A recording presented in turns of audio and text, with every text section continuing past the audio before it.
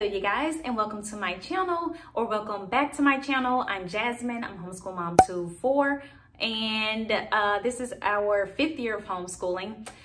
All right, so today's video is me basically sharing my unpopular opinions about all things homeschool.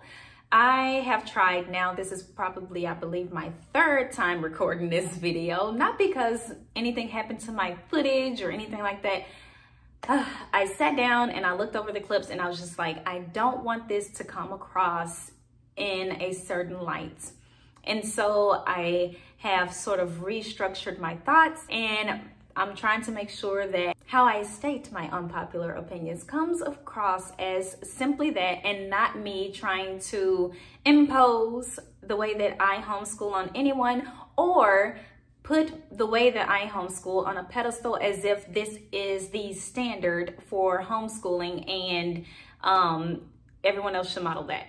So I hope that you guys do not take what I'm about to share in today's video that way. I honestly thought that this would be, number one, a fun video to do, but secondly, and I believe most importantly, I think it's important for especially those who share our homeschool journeys on these social platforms. I think it's important for us to share those opinions or ways that we have of doing things that may be different from the rest, or may sort of just look different from the majority. I think it's important because homeschool journeys can and do look very different.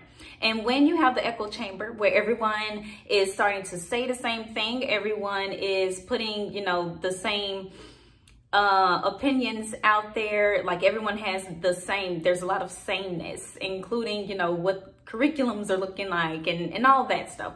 I think it's kind of important for us to share where we differ, not because it trumps all of that sameness or because it's more right than all of that, but just because those homeschool parents who do have differing opinions or ways of doing things, I think it's important that you also know that you're not alone in how you do things or your opinions on certain subjects. So I thought it would be somewhat helpful to share this here on my channel. First up, out of the gate, these are in no particular order.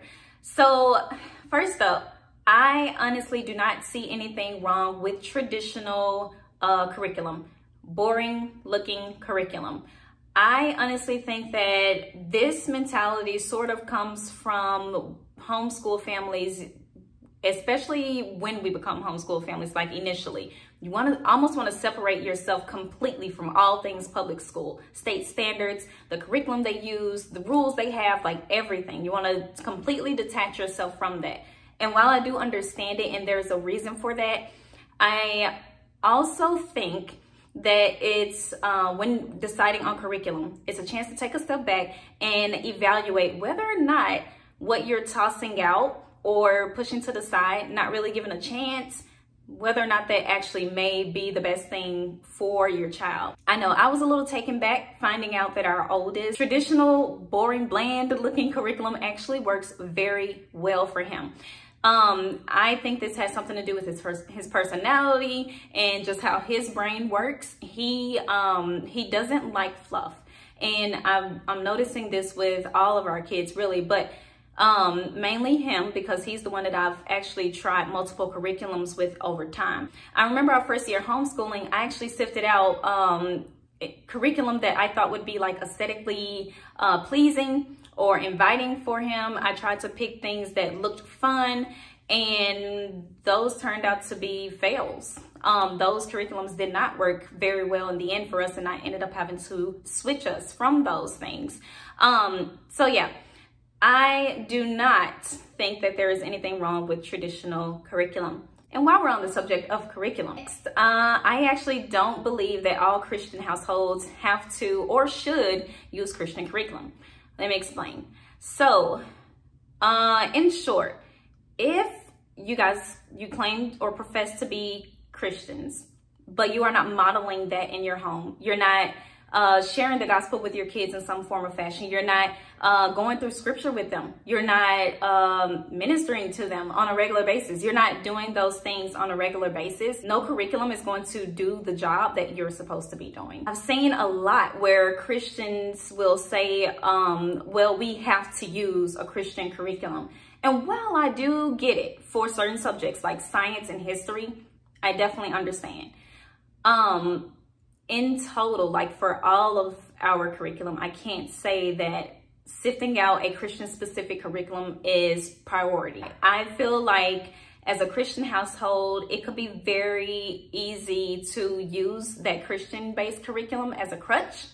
And I think it can be something to be over reliant on. And so whereas you guys were once doing family devotional and you were going over scripture with the kids and doing scripture memory and things like that, now you have moved on to this Christian-based curriculum and you think that now that can do all the work for you. I think that's honestly where the problem is that it can be something to be over reliant on. So that is my opinion on Christian households using Christian curriculum. It's unpopular opinion. It is perfectly fine. It is perfectly okay to reference state standards. Once again, I know that as homeschool families, we try to completely detach ourselves from all things public school.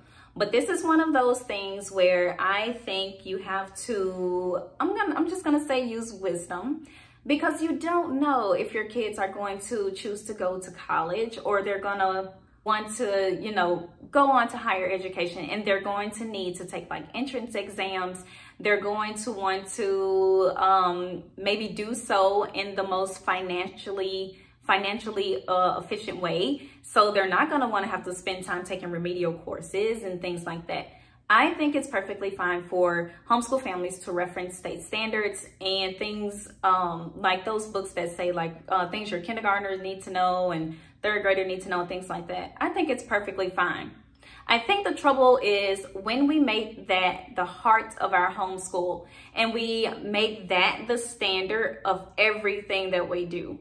I think that that's where we run into a problem. I've seen a lot of homeschool parents get flack for mentioning state standards or, you know, saying that they reference or print out state standards. There's no reason for it. Number one, it's their homeschool. If they want to print out the state standards, give them a peace of mind just to have something to go off of for reference for their child's stage. That's fine. Honestly, it's no different from those of us who choose to just go lesson by lesson in our curriculum books. Why? Because we're all working towards a specific goal, a specific academic goal. And so I don't think there's any problem with referencing state standards. Like I said, I just think the problem comes in when that becomes the heart of your homeschool, that becomes the focus of everything, and that becomes the driving force behind how you do everything and what you guys do. So yeah, it is impossible for your child to be behind. I do not agree with this as a blanket statement. There are actually several reasons why I can't agree with it. So I think this is one of those statements that gets thrown out, and I see it so much on social media, but it gets thrown out. And when it gets thrown out, it's usually in those situations where it's being dismissive of the homeschool parent who is expressing concerns about their child being behind in whatever subject. Usually it's math. We know math is that subject. And so this parent is coming to, you know, the homeschool resource group, and they're asking X, Y, or Z because I really think my child may be behind in math or whatever. And they are immediately met with, oh, your child's not behind. They're learning at their own pace. While I understand the reason for that mentality, I will say there's a couple of holes I see in it. I don't think that can be used across the board, because there are some things that need to be taken into account before we can say your child is actually not behind. And so I feel like I could make this video super long if I go into all of the reasons why I don't agree with that as a blanket statement. But I will say this. I see where you guys are coming from, who believe that there is no such thing as your child being behind. I just think there's some different perspectives being taken, and that statement is being used to explain all of those perspectives, and it doesn't work. So I think people are coming from different places when they are asking if their child is behind, and usually those of us who are throwing out this blanket statement of, oh, your child's not behind, I think there should be questions asked. I think that there's some other things you have to take into account before you are able to say truly, you know, hey, your child's not behind. Next up, even highly motivated little ones need to be allowed to learn at their own pace. So I feel like the whole, oh, let them learn at their own pace really only gets applied to a child who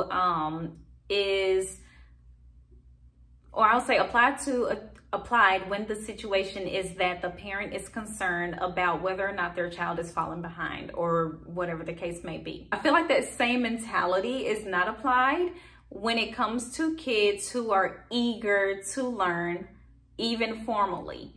So I'm gonna be honest, this is actually one reason why I do not share all that I do with my now 5-year-old. He's actually been learning since he was about, I'm gonna say 1, 1 going on 2, somewhere in there.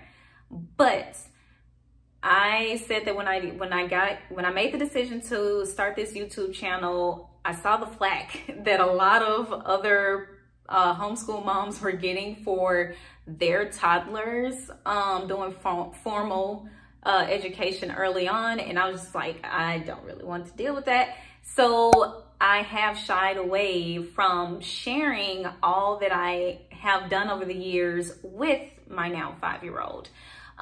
So I will say this, if you notice that your child is maybe gifted in an area, or they have a special interest in an area, or they want to do math or learn how to read, and they're only like 2, 3, 4, let them learn. So I think that whole mentality of let them learn at their pace, the same way we apply it in a situation where a parent is worried whether or not their child is falling behind or is behind, that same mentality needs to be applied to those kids who are highly motivated and eager to learn, even if it's not textbook or Charlotte Mason method for them to start at that age. Because I can tell you, the things that I did with my son when he was in toddler years, number one, it wasn't much. It wasn't truly like what you would consider to be formal. Like, I did not sit him down every day and we do a math lesson or language arts lesson. It was definitely more unschoolish looking.